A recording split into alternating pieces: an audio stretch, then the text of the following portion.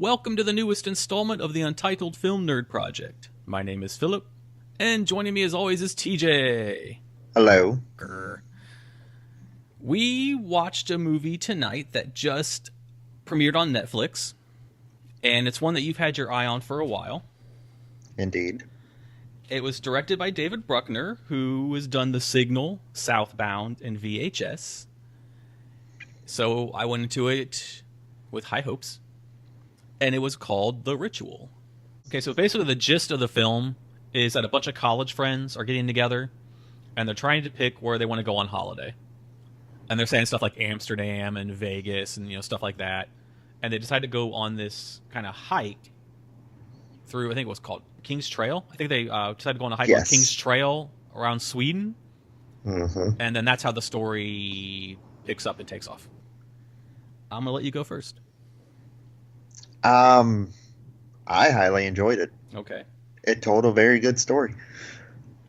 Here's, okay, I didn't hate it, but I didn't love it. Mm-hmm. I wasn't, blown away by anything, and it didn't necessarily do anything wrong, but something feels incomplete about it for me. And I'm still trying to figure, after you finish, or after I finished a little bit before you. I was taking a few more notes, and I'm trying to figure it out in my head. Why didn't this click with me? Mm-hmm. I want to say that it was once the... Oh, hold on. By the way, everyone, spoilers are incoming. So, skip to the time code I have in the video now if you want to avoid spoilers. I want to say that I kind of started losing interest once the people were introduced, but at the same time, there was nothing wrong with that. And it played out fine. I can't put my finger on exactly what wasn't clicking for me on this. Mm-hmm. Because it did nothing wrong. It was shot great. The story was great. The acting was fantastic. Music was great. The music was great in the way that it was subtle when it needed to be, mm-hmm. and it was loud when it needed to be. They did a good job at the whole woods being silent. I liked that. Thought that was really cool. I mean, I could just list off positives because it had a lot of things going for it. The creature design was completely unique and original. They did a really good job for the first hour of just giving you sneak peeks. Yeah. So you weren't sure what the fuck you were looking at.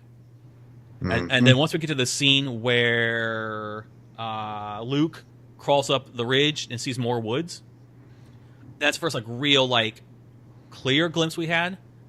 Mm-hmm. And you're like, oh shit. Yeah, okay. that thing's tall. That thing's big, and it's like a big tree monster. And then once it revealed itself, little by little, towards the end, even when it revealed its quote-unquote face, we still didn't get to see the whole thing. And by the time we did, I was like, oh, wow. It was I wasn't expecting that, which was cool. Mm-hmm. It was very, for me, it was very much a Blair Witch meets Wicker Man meets American Horror Story Roanoke. Those three things combined kind of, I think, sum up this movie. Mm-hmm. And I was hoping it'd be another, what was that one that we watched a couple years ago? What was it about? People are in the woods, if I remember right, and they stumble upon this, it's this mask, and they're rescuing someone. And The Shrine? Yes. Let me begin with an S. The Shrine. I was hoping it'd be kind of like that, where it would tell a story that'd be The Shrine. I thought was fucking amazing. Mm-hmm. Loved it. It was one of those hidden gems. But this wasn't a misfire. This is one of those weird things. It's in that gray area of it didn't wow me, but it didn't do anything wrong. I think it's probably the weakest of Bruckner's movies, in my opinion. Because The Signal was fantastic. Such a good movie. Which I still need to see that one. The 2007 one? Mm-hmm. Oh my god, you're fired. We need to put that on a to-watch list. It is so fucking good. Okay. Southbound was really good. Oh, Southbound I love. Yes, and he did Amateur Night from VHS. He also wrote Siren. Which was unfortunate. Yes. But, I mean, that may not have been his fault. Yeah. We have seen many videos of studios getting in the way of creative vision. Yes. But he didn't direct it, so there's Hmm. at least that. Like the script that was written may not have been what was filmed, Hmm. but he was in control of this one, and he knows what he's doing. And I really liked the first hour a lot, like the slow build, and it was really like you could sum up the story in walk through the woods, find something weird. Walk through the woods, find something weird. Walk through the woods, find something weird. That's what happened because like they walked through the woods, they found something weird when they found that thing hanging, which Hmm. great way to introduce it. Awesome. Walk through the woods some more, find something weird. Cabin. Walk through the woods some more, find something weird. The tent buried. Walk through the woods, find something weird. Hutch hanging. Walk through the woods, find something weird again. Another cabin. For me, this movie reminded me of like a male version of The Descent. Mm, But instead of it being claustrophobic underground, mhm. it was still claustrophobic, but out in the open woods. I can see that. And even the moments when it was getting near the end and his nightmare was blending with reality, Hmm. it seemed like the end of Descent, where she was trying to climb out, and some of her past was blending in with reality. Right, right. I got to give them major credit for blending the convenience store with the woods. That Yes. was so well done. Those were easily my Yes. most favorite scenes. And Hmm. they were just every single one was really well done. I mean, I can see where you're coming from with the Descent. It just reminded me way more of a Wicker Man, Roanoke. I definitely get the Wicker Man vibe. And I think if not for how the people were at the end, I would have had less of a Roanoke vibe. Yeah. To go back to what you had already brought up, Hmm. the monster design Yes. or the creature design. Yes, yes. Very original. Like, Yeah. that was awesome. Even when you thought you knew what it was, Hmm. you didn't, which I liked. And it brought us back to what we saw in the cabin. Yes. It's like, Yeah. what the fuck is that? Yeah. And that was a nice bringing it back. Something else, I think the woman Hmm. that spoke English, Hmm. not entirely sure, but I think she was the woman that was in the photo in the wallet that they found. Oh, good eye. Yeah, you might be right. Yeah, I didn't even. And so, as far as I can tell, people would wander into the woods, a group of them, one would be chosen. Yeah, they pick one, and then everyone else would get attached to a tree. Yep. And then that person would essentially, I guess, become immortal, Yeah, pretty much. but Yeah. would be forced to continue worshiping this god. The mesh of the entire group of friends Hmm. was very believable. God, Dom was so annoying. Yes. Oh my god. Well done, sir, but oh my god, just Yes. shut up. Just overall twat. Yeah, yeah. I thought that. Ah. Well, since we're talking about them, let's go ahead and do the cast and crew rundown.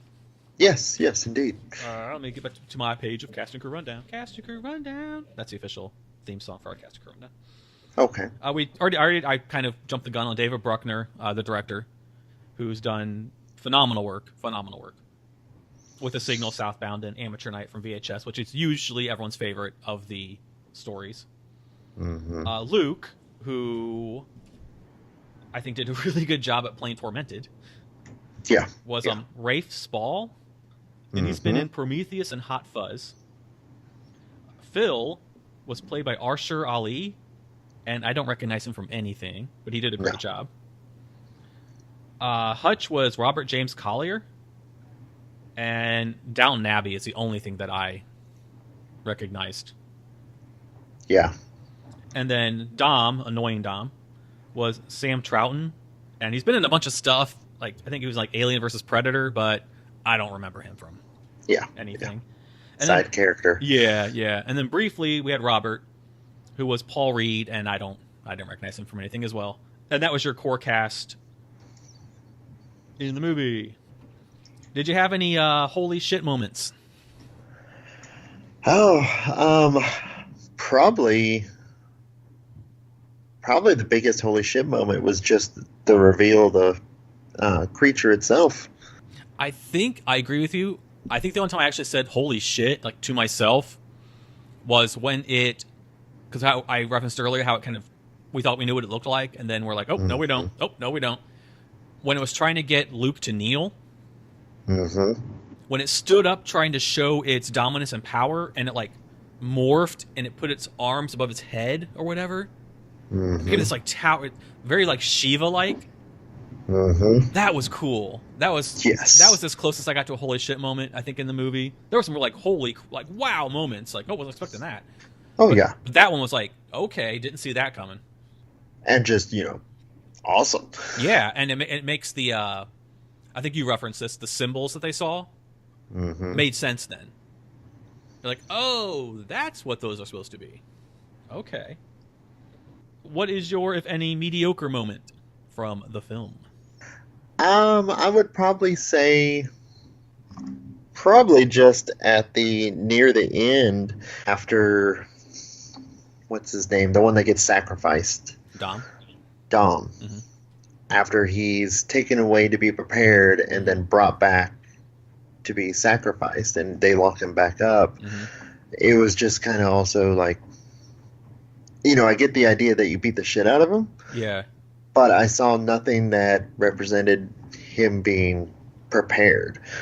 Or even traumatized. Yeah, yeah. Yeah, yeah, let me think. Because I might agree with that too. Cause I was gonna be snarky and say the last 10 minutes, Hmm. but I didn't really hate the. I don't think they were mediocre at all. Uh, yeah, I think I'd actually agree with that because I liked the scene prior where they took him upstairs and they didn't Hmm. show us shit. All we heard was screaming and noises. So it left it up to our imagination as to what's going on up there. And then yeah, he comes back and it was very underwhelming. You're like, oh, you look like you got punched in the eye a lot. Yeah. So yeah, I didn't think I had one for sure, but yeah, since you said that, I would have to agree with that. That was definitely a mediocre moment. And to talk about a good thing about that scene and about the movie overall was the cinematography. Mm-hmm. And in moments like that, where you could hear what was going on, but you couldn't see it, Right. and just the slow pan Yeah. to the ceiling. Yeah. And there was a lot of those moments where it was just like a slow pan into the forest. Just Mm-hmm. good job on that. Yeah. The director. I mean, I hope he works with the same people, like same cinematographer, same production Hmm. designer, same everything, because they do really good work. Did you have a laugh out loud moment, an LOL moment? Um, I did. what was yours? When he punched the lady in the face Oh yeah, yeah. That was pretty awesome. because his gun wouldn't work, and he's like, bam, right in the face. I think that was awesome. It's probably the only LOL moment in the entire Yeah, movie. yeah. That I mean, wasn't. comedy was not high on this one. No, no. But that was a funny little moment. Hmm. All right, it's time for my notes. Philip's notes. I'm gonna make little jingles for everything. Okay. I was hoping we got some eye candy. We didn't really. I guess I don't know. I know we have kind of differing tastes, but like I thought that Robert was somewhat attractive, but then he got beaten to death, which Hmm. is very sad. I didn't mind Hutch. Hutch looks a lot better with hair and clean shaven. Hmm. Like I'm not like you can forgive beards more than I can. Going back to what you were saying about the positives, like in cinematography and stuff, they did a really good job on the continuity of the edits. Hmm. What I mean by that is if you go back and watch the scene, the really good scene in the beginning of the robbery in the convenience store, really good scene. You see that there's a point, I believe it is it Luke or Robert? One of them is rubbing their eye, and then the camera changes to the other angle, and it's in the exact same spot. So the director, told the actor, gave them direction well, and it was like that throughout the entire movie. Like because I look for things like that, and it was just really well done as far as continuity throughout the movie. I like that, including like the blood and bruises and stuff. Mm-hmm. all looked similar. It wasn't like, oh, I have this big gash and it's tinier. It was really well done across the board. As I mentioned, I really liked the robbery scene. It just kind of came out of nowhere. Yeah. I was expecting they were just going to, we're going to go to, the King's thing and then cut to the King's thing. But no, we got a really nice scene that set up the tone for Luke's redemption arc. Mm-hmm. And it was probably one of my favorite scenes. I wasn't expecting it. I was bummed out that this guy wasn't going to be on the trip. And Mm-hmm. I thought the building the shrine on the hill to him was really nice. Yeah. Since he couldn't come, I thought, because at first I was confused. I was like, okay, is he dead? Because they didn't really say anything at first, and which was good. That's how they were unfolding it. And then we get the 6 months later thing, and I'm like, oh, well, crap. And there's only 4 of them. Crap. Mm-hmm. I wrote the hypochondriac friend is going to get them killed. And kind of did. Okay, I have a couple rules that were broken. So, Phillips rules. Rule number 1. If your compass stops working, leave. Yeah. That's a sign. If you wake up and in a cabin, just sleeping overnight, and you feel like everybody had a sudden acid trip, leave. turn around and Yes. go back Yes. home. You wake up and you're praying to some shrine, nude, Yeah. go back home. Yeah, those are some more rules. Oh, they did a good job with the out of nowhere moments. Mm-hmm. Like things that happened out of nowhere. Like I wasn't expecting to see Thing hanging from the tree. Wasn't expecting to see Hutch. Wasn't expecting to find the tent buried. Stuff like that. Well, I personally wasn't expecting to see a full reveal of the creature itself. Yeah. Because usually those are underwhelming Mm-hmm. for the most part. For me at least, because you're more into creature movies than I am. And it did a good job this time. Rule number 2. Phillips rules. Number 2. If you see a random house in the woods, don't go inside. Agreed. I don't care if it's fucking raining. Turn the fuck around. If you see creepy ass fucking occult symbols carved into the trees, rule number 3. Not even in my notes. Turn the fuck around. If you see a creepy thing hanging from a tree, turn the fuck around. Okay, there's a trope. There was a trope I didn't like. When they were going into the cabin, and Luke hears a noise, but no one else hears it. Mm-hmm. It was loud enough for everybody to hear. I like the line, "This is clear that the house would get murdered in." Yes. And then another trope, which falls in line with what you were saying earlier, trope of one person saying, "No, we're not leaving." That's irritating. Mm-hmm. I did like that whatever was out there was unknown and slowly built. That's what we were talking about earlier. And other than the convenience store scene, I really liked the very first dream sequence scene we had in the cabin. Mm-hmm. Like the entire dream sequence to Luke waking up with the bloody holes in his chest. So he's in the woods. Hutch woke up. He was having a crazy nightmare. He pissed himself. Dom was in a corner screaming his wife's name. And Phil's upstairs naked, praying to the shrine thing they found upstairs. I thought that was a really solid way to introduce what the fuck. Yeah. Because from then on, you're like, what the fuck? Okay.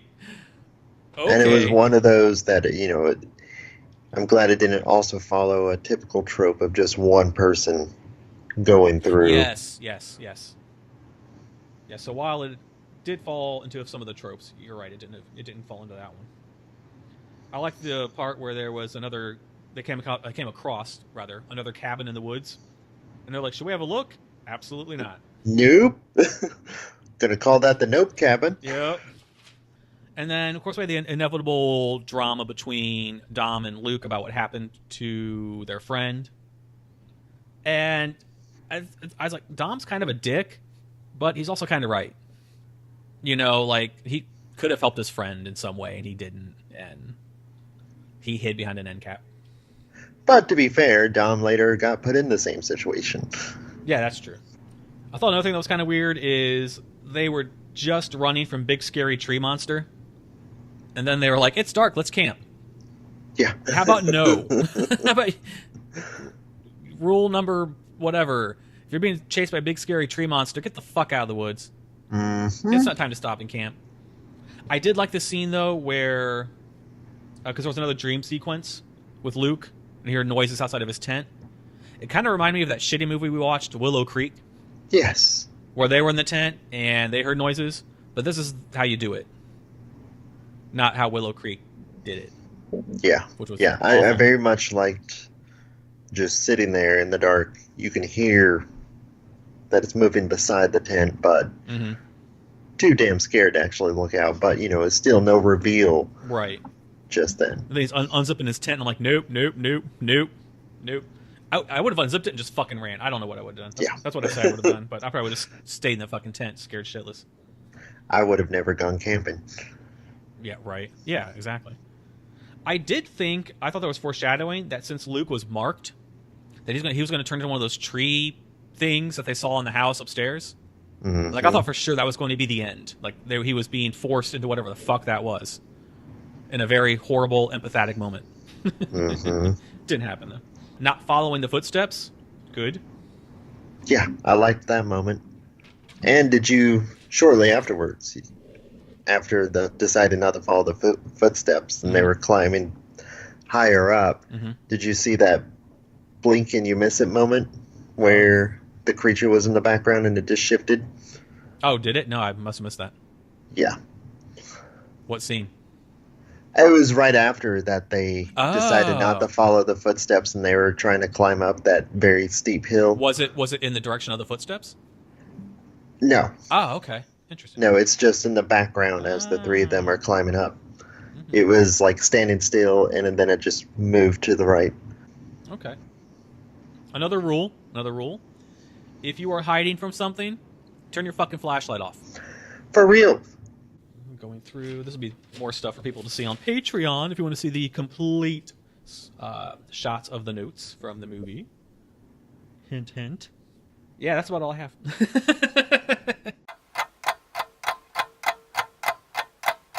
So, you liked it more than I did, which is cool. I liked it, but I wasn't blown away, so.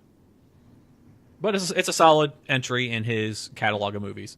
No complaints. Agreed. No complaints. Anything else you'd like to add? No, it just, makes me want to do my homework on Nordic philosophy, religion. Yeah. Figure out just what the hell that thing was. Yeah, if you figure it out, let me know. Besides being a big-ass elk thing that could fucking make you hallucinate and shapeshift and shit. All right, that's the end of the spoilers. Come back. Well, that wraps up this episode. Thank you for listening. Tell us what you thought of the movie in the comments below. Did you like The Ritual? Didn't you like it? And I'm curious to hear, what is your favorite David Bruckner movie? Mine is still The Signal. If you like the video, please tick the like box. Share it with your friends or cool people who might dig the podcast. And please subscribe to the channel to stay up to date on the newest content. Speaking of, our next podcast will be on the movie Mother, a movie we've really wanted to see for a while now. Right? Yes. I mean, this is going to be just batshit insane. And the cool thing is, I don't know anything about it other than what's-her-face is in it, Jennifer Lawrence. That's all I know. Because as you know, and maybe some of our listeners know, I am anti-spoiler 100%. So I'm super excited. So hopefully, by the time the next podcast comes, I don't hear any stupid stuff. So, until then, once again, my name is Philip. And I'm TJ. And we'll be back to talk to you when we review Mother. Goodbye. Bye.